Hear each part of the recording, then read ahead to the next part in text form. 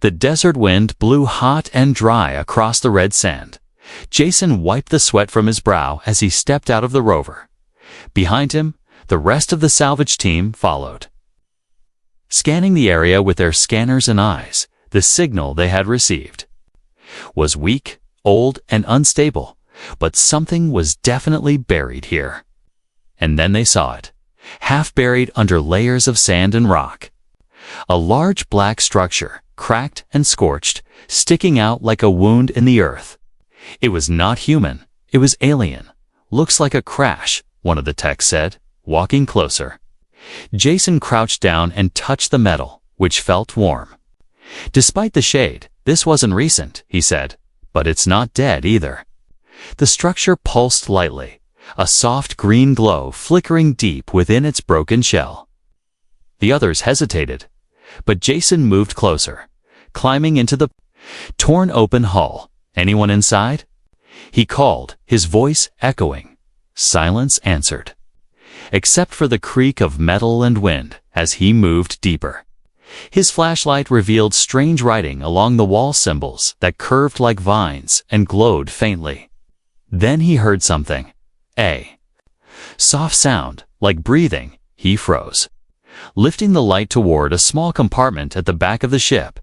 The panel was broken, wires sparking, metal twisted. But through the wreckage, something shifted, something moved. Jason reached in slowly, careful not to touch the sharp edges. And then he saw her, curled up in the corner, her body thin and shaking. An alien girl, maybe his height, maybe younger, with silver-blue skin covered in dust and bruises. Her eyes were large, glowing faintly violet, and filled with fear. She looked at him, then flinched away, as if expecting pain. Jason held up both hands, speaking softly. It's okay. I'm not here to hurt you. She didn't reply, but she didn't run either. The rest of the team gathered outside the opening, voices rising in alarm. There's something in there, someone shouted. Jason, get out now! But he stayed where he was, kneeling carefully. She's alive, he said. She's hurt. Then leave her. Another said, we don't know what she is. She could be dangerous. Jason ignored them, reaching into his bag and pulling out a water pouch. He opened it slowly and placed it near her hand. For a long moment, she just stared.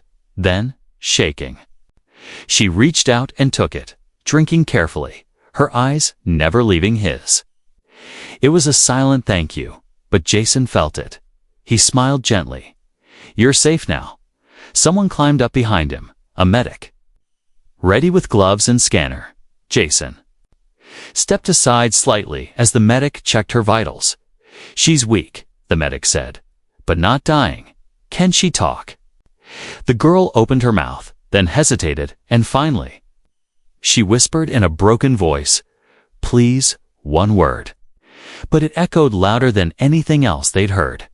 They brought her back to the camp, though not everyone agreed. She's not human. One man said, she's not our problem. She's broken, said another. She won't survive long anyway. Jason didn't argue. He just sat by her side, wrapping her in a heat blanket, giving her small pieces of food. She tried to eat, though her hand shook. She flinched at sudden sounds, avoided eye contact, and never spoke again that day. But she stayed close to Jason, like he was the only safe thing in a strange world. At night, Jason sat outside the tent where she rested. Staring at the stars above, he thought of how scared she had looked, how her skin had bruises that were too old to be from the crash. Someone had hurt her long before she came here. Broken, the others said, but he didn't see broken. He saw someone who had been thrown away, someone trying to survive. He saw a lost soul as he stared into the darkness. A small voice came from the tent behind him. Jason, she said, her voice barely above a breath. He turned, surprised. You remembered my name. She nodded slowly, then whispered, don't leave. I won't, he promised. Not now, not ever. And in the quiet of the desert, a bond began to form. Not of words, not of species, but of pain, shared and hope reborn the next morning. The camp was filled with whispers. People stood in small groups, glancing at the alien girl and shaking their heads. Jason sat beside her tent, watching her sleep. Her breathing was slow but steady, her arms tucked close to her chest like a child afraid to lose something. She hadn't eaten much, just a few bites of fruit and bread. She hadn't spoken another word since last night, but she hadn't run either when she finally opened her eyes.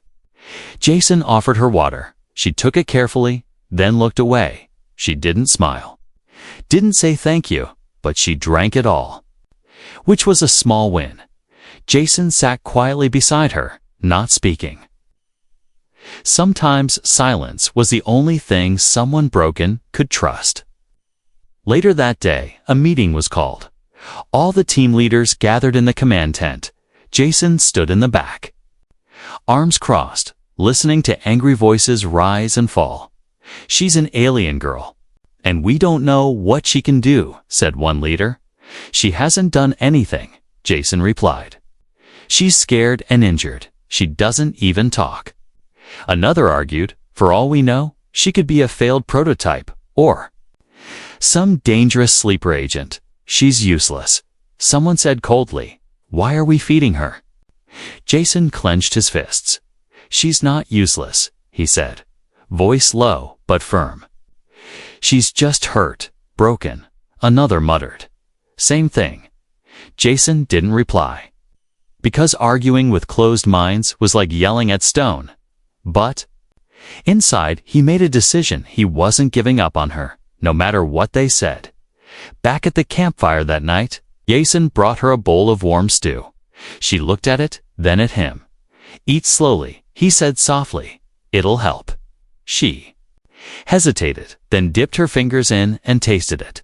A strange look crossed her face, not quite joy, but something close. For the first time, she used a spoon, copying how Jason held his. Her hand trembled, and the spoon slipped.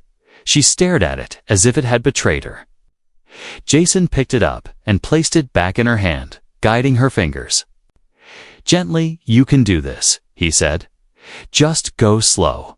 It took her almost half an hour to finish half the bowl, but she never gave up, and Jason never left her side. People passed by, some laughing quietly, some shaking their heads. Why? Waste your time. Someone whispered behind his back, "She's not going to be anything." Jason ignored them all, because he saw something no one else did. The next morning, she walked a few steps on her own. Her legs wobbled, and she had to hold on to the tent poles, but she did it. She fell once, scraped her hand, and winced. Jason rushed forward, but she held up one hand, stopping him. She stood up again by herself. He smiled, proud and quiet, that afternoon. He found her staring into a mirror near the med station. She touched her reflection gently, then turned away, tears running down her cheeks. Jason didn't ask why. He just sat beside her and waited. She finally whispered something, voice shaking. "Ugly," she said. Jason looked at her, her silver blue skin glowing faintly in the sunset, her eyes shimmering with sorrow. "You're not ugly," he said. "You're just different." She didn't answer, but the next day, she brushed her hair for the first time. It was messy, and she broke the brush. But she tried. Later that week, she watched some kids from another outpost play with a ball. She didn't ask to join, just watched silently from behind a crate when the ball rolled toward her. She didn't move. One of the boys yelled, "Throw it." She picked it up slowly and tried. The ball slipped from her fingers and bounced the wrong way. The boys laughed, not cruelly, just confused.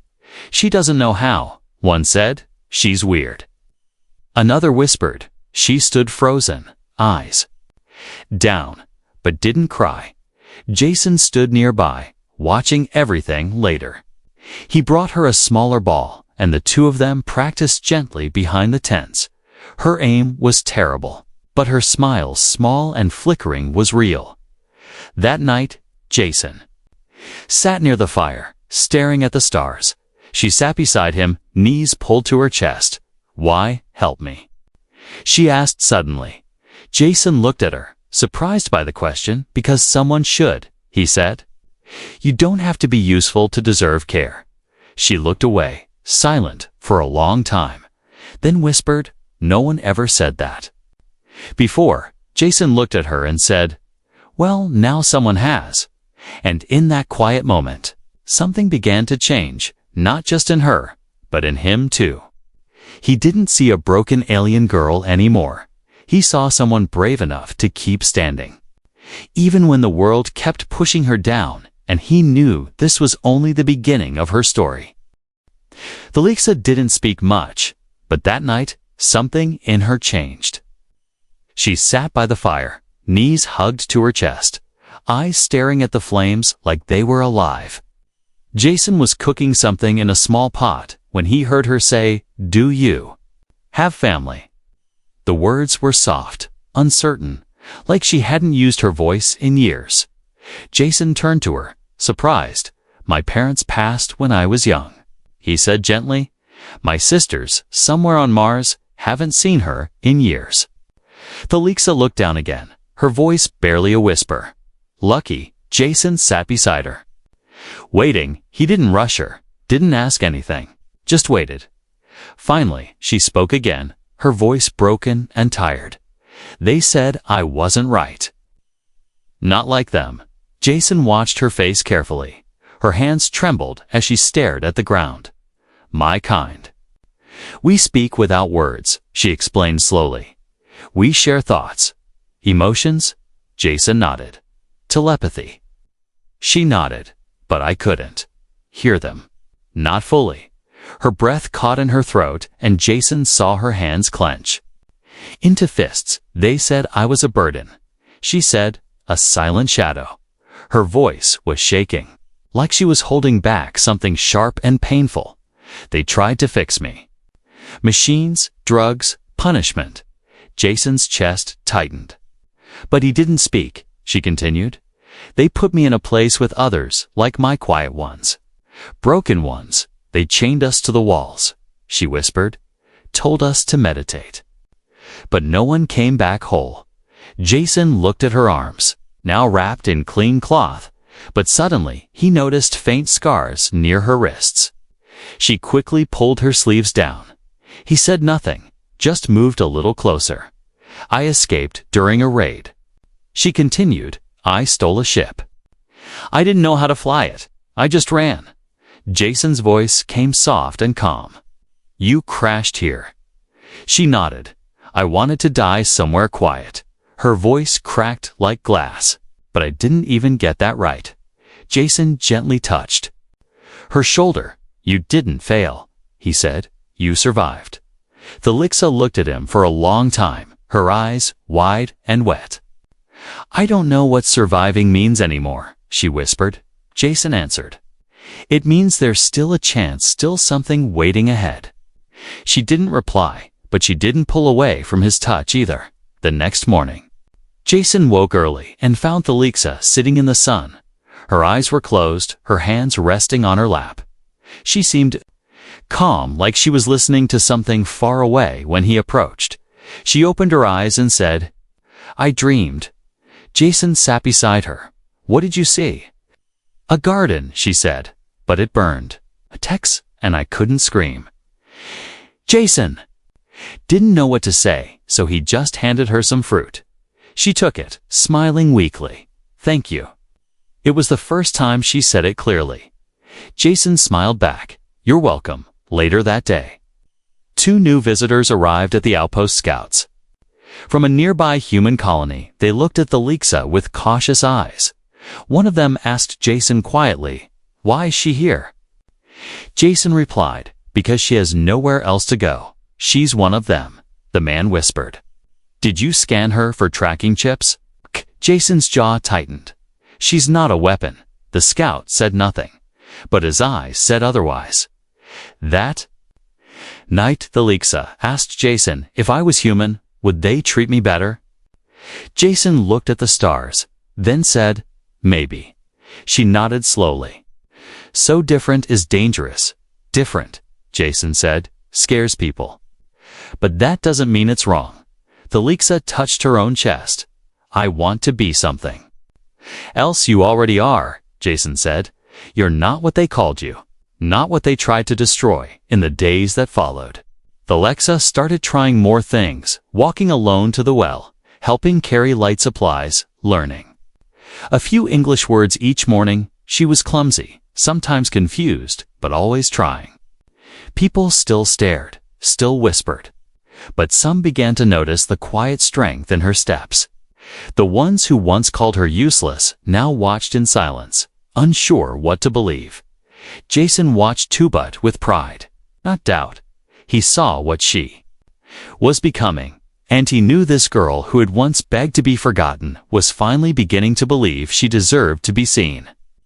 One night, as the sky turned dark and the stars began to bloom, Thalixa stood alone on a hill above the camp. Jason found her there, arms crossed, eyes full of thought. "I don't want to go back," she said without turning. "You won't," Jason said, standing beside her. "No one wanted me before."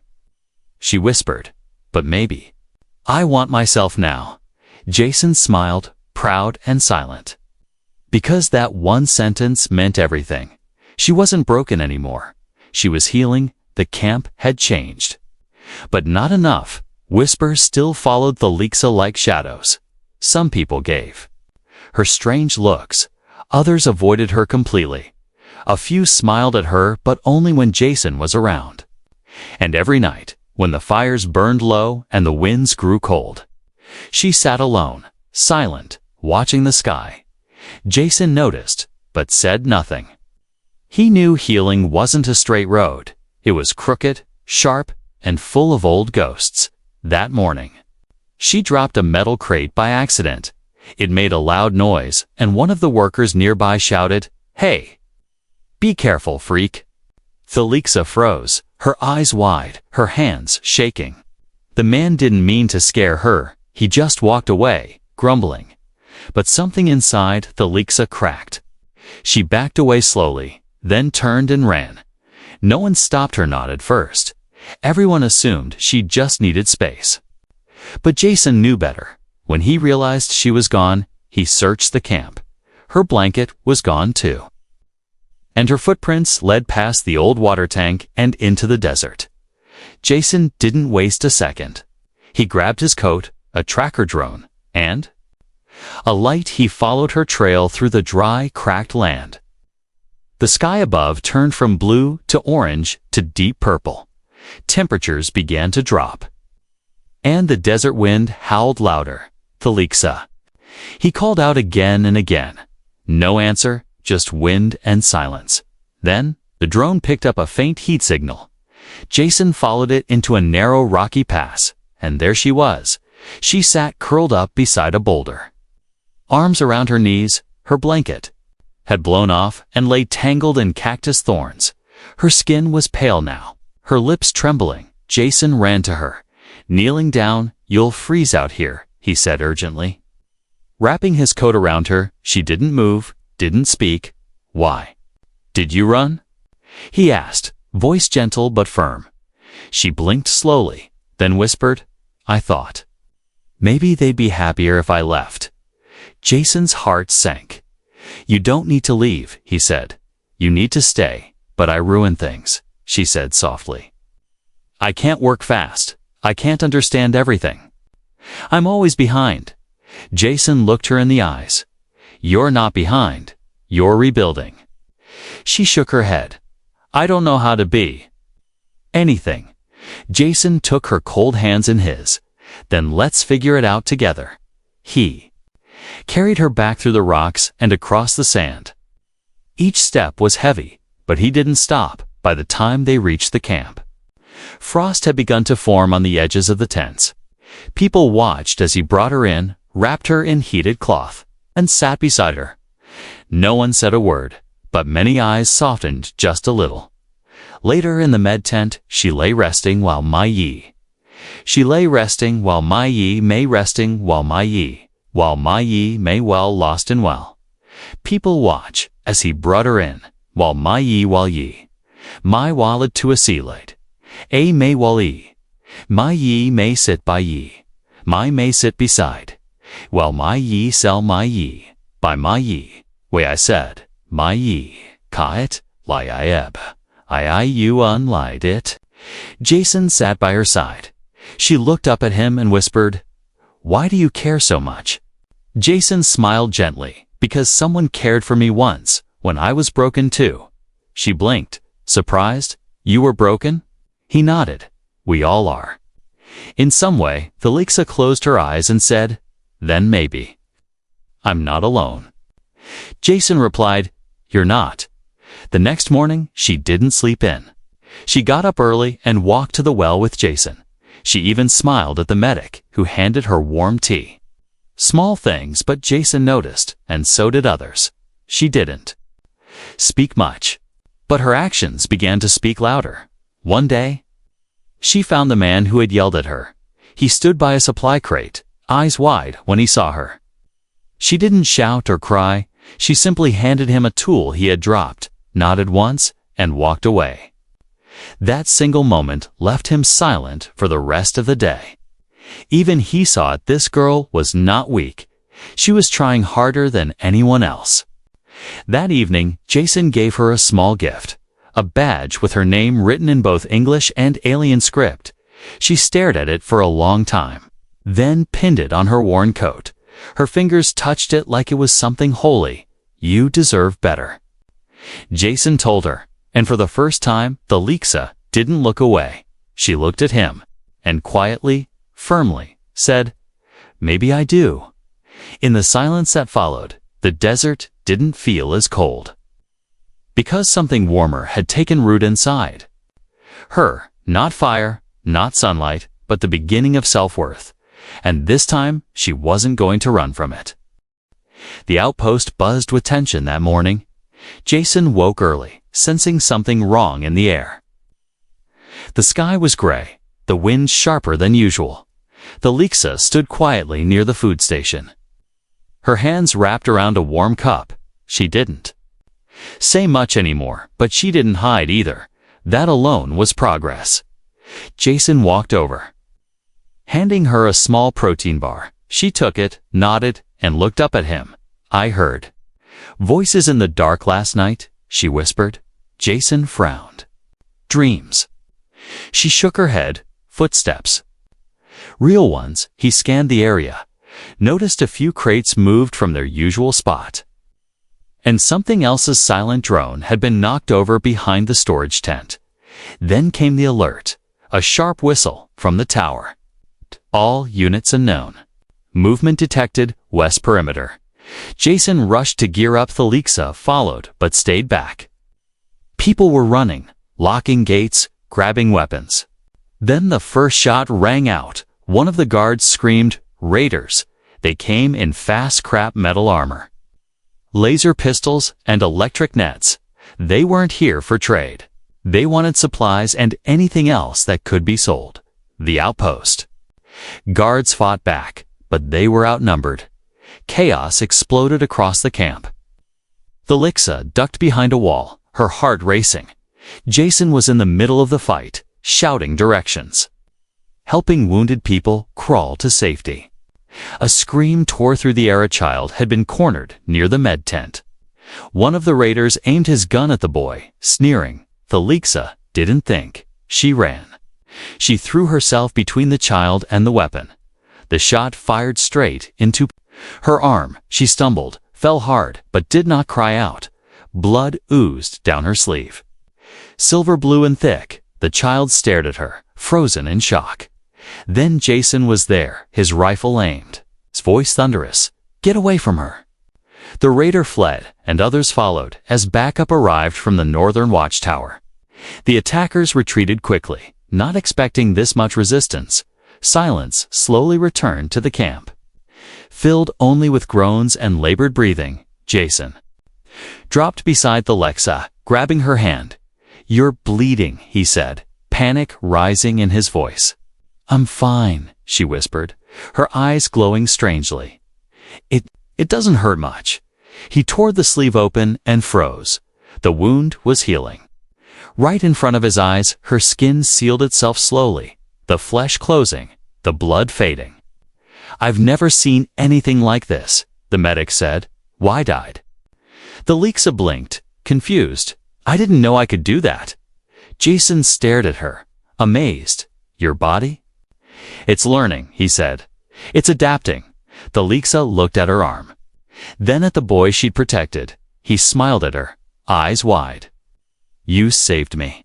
She smiled back, just a little. I didn't want you to feel what I felt. Word? Spread fast. The alien girl had taken a shot meant for a child. People who once avoided her now watched her differently. Whispers turned into quiet respect. One woman even walked over and offered her clean bandages. Thank you for what you did, she said. Not meeting the Lexa's eyes, the Lexa only nodded. Unsure how to respond, that evening, Jason found her sitting on a crate. Staring at her hands, they shook when I ran. She said softly, but I still moved. Jason sat beside her. That's courage. I didn't think I could be. Brave, she whispered. I always thought I'd break. He looked at her gently. You didn't break. You saved someone? She looked away, silent for a long time, then asked, Does that mean I'm worth something now? Jason placed his hand on hers. You were worth something before you did anything. She smiled faintly. I want to believe that. You don't have to believe it all at once. Jason said, You just have to start. The next morning, the Lexa stood taller. She helped clean up the wreckage, carried crates, even spoke to a few of the guards. They didn't laugh or stare. They nodded just, small nods, but real ones. She felt that something was changing. That night, she stared at the stars and whispered, Maybe. I'm not a mistake. Jason stood behind her, hearing the words. He didn't say anything. Just placed his coat around her shoulders. And in that moment, the cold didn't matter. Because for the first time, the Lexa had fought back. Not just against enemies, but against the voice in her head that once told her she was nothing. And she had one. The wound was gone. No scar, no pain, not even a bruise remained on Thelexa's arm. Jason checked it twice the next morning, still shocked. Her body had healed itself overnight faster than any human, faster than any alien he had ever seen. But that wasn't the only change. Something else had awakened inside her. The Lexa moved differently now, not faster, not stronger, just more aware. She noticed things before others did. A loose wire, sparking. Near the generator, a cracked support beam near the water tank. She said nothing grand, just pointed softly. That's not safe. And walked on, quiet and sure. Jason began to realize she was sensing danger before it happened. At first, he thought it was luck. But luck doesn't warn you 10 seconds before a drone malfunctions and crashes where you were about to stand. She had stopped him with a single word, wait. And the drone fell exactly where he would have been. He stared at her, stunned. She just blinked. I don't know how I knew. I just did. That night, she sat alone near the edge of the camp. Eyes closed, hands resting on her knees. Jason walked over and sat beside her. You've changed, he said softly. The Lexa opened her eyes, glowing faintly in the dark. I feel awake, she whispered, like something inside me stopped hiding. She looked up at the stars. My people said I was defective, she continued. Because I couldn't hear them, Jason asked. The telepathic bond. She nodded, but I hear something else now. Not words, not voices. It's like feelings, emotions. Jason said, surprised. She looked at him and nodded slowly. Yes. Yours are loud. He raised an eyebrow. Loud how? Warm. She said quietly, safe. Full of light, Jason couldn't speak for a moment. No one had ever described him that way, not even humans. And here she was, this alien girl once called broken, reading his emotions like they were music. He smiled. "You're not defective, Alexa. You're different, and that difference is powerful over the next few days." Everyone noticed her changes. She walked confidently now, her posture straighter. She helped with repairs, guided children away from danger before it even came close. Even the grumpy mechanic started asking her where not to stand during welding. "She's got a sixth sense," he muttered, shaking his head. "Creepy, but useful." Then came the fever. A small girl in the camp fell sick, burning skin. Shallow breaths, shaking hands. The medic tried every tool, every medicine, but nothing worked. People stood around the child, helpless, and Alexa stepped forward. She didn't speak, just knelt beside the girl and gently placed her hand on the child's forehead. Jason moved to stop her. "Alexa, wait, what are you? Trust me," she whispered. "Please." Her hand glowed, faint but steady. The girl's trembling slowed, her breath deepened, and then, slowly, the fever began to fade. The color returned to the child's cheeks. She opened her eyes and smiled. "I feel warm." Everyone stood in silence, watching, stunned. Even the medic couldn't explain it. Jason looked at Alexa, his heart pounding. "What did you do?" he asked. "I don't know," she whispered. "It just came from me." Word spread again, this time not as fear but wonder. "She heals," they whispered. "She senses, she protects, she glows." People who once called her broken now asked for her help, not out of fear, but respect.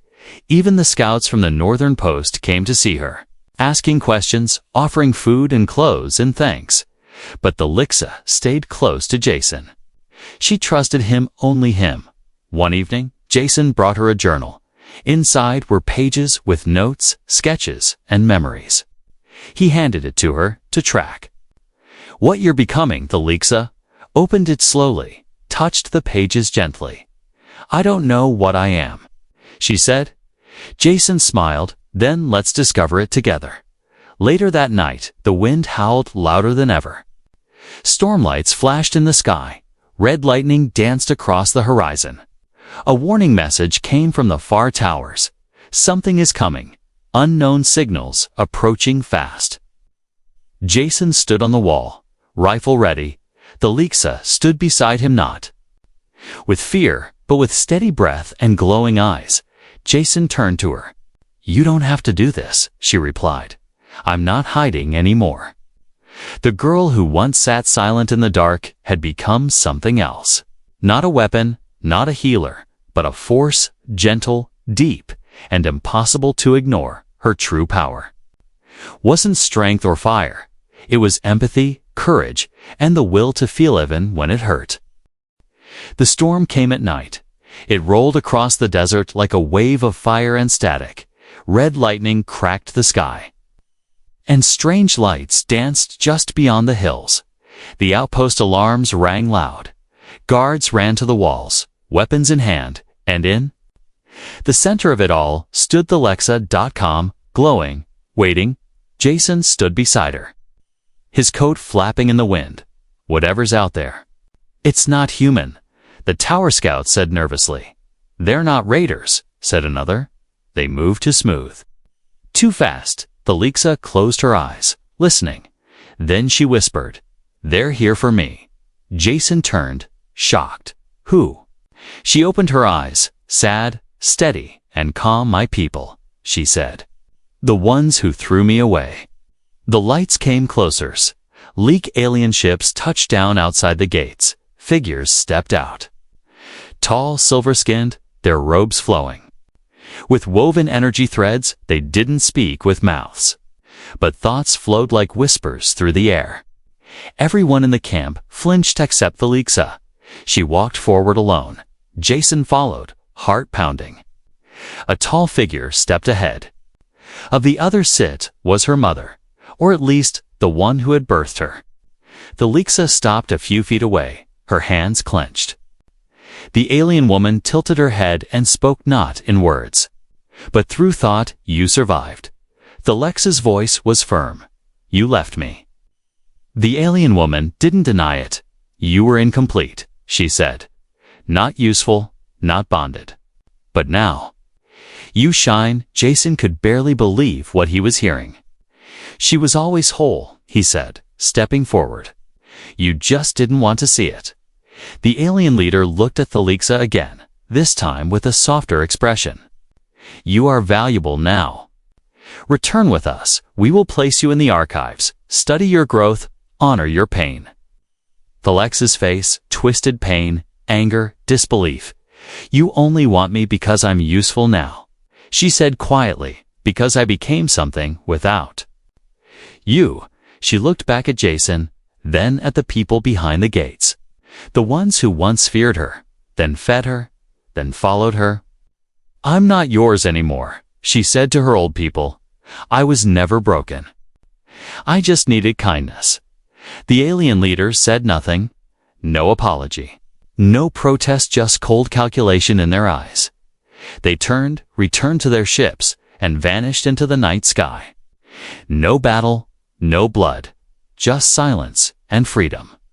When the storm finally passed, the sun rose over a new camp, not just physically, but in spirit. People now greeted Thalixa without hesitation.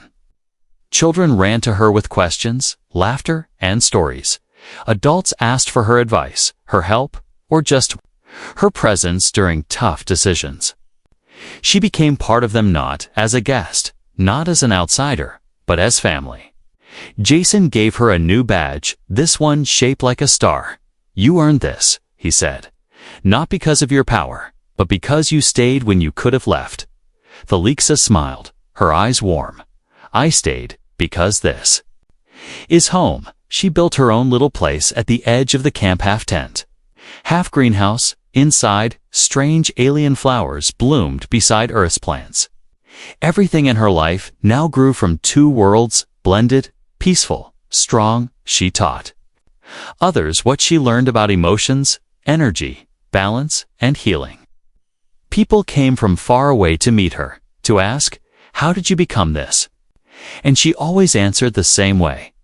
Someone was kind to me, and I chose not to disappear. Jason sometimes sat outside her tent, watching the sunset.